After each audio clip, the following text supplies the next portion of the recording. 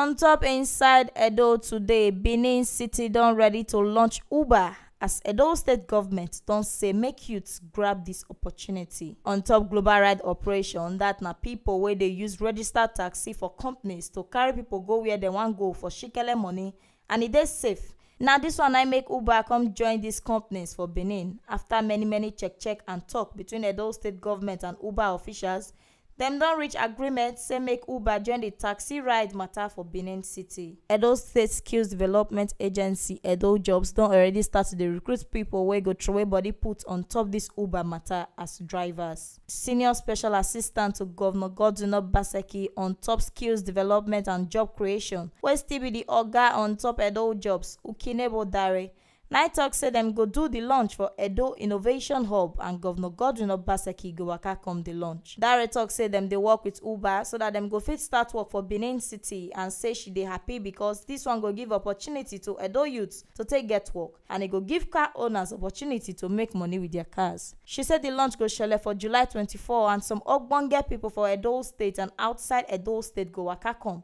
and this one na im go make am full house for the launch. She come still say na Governor Godwin Obaseki na im go take the zero ride wey go start the Uber service for Benin City. Okinebo Dare yarn am say Edo State government dey do collabo with Uber so that dem go fit recruit drivers. She come still say make people wey like to work with Uber throway body put so that dem go fit benefit from am. We go remember say Taxify launch for Edo State na last year, and dem don already get better rating from Edo people, and Uber don dey ground to do more ogbonge work on top transportation for Edo State. Na so we see am reach on top wetin shele for inside Edo today. On top say Uber don ready to do launch for Edo State to carry transportation matter go the next level. Make una no forget say this ogbonge updates na T Live Media na im dey carry am dey come give una.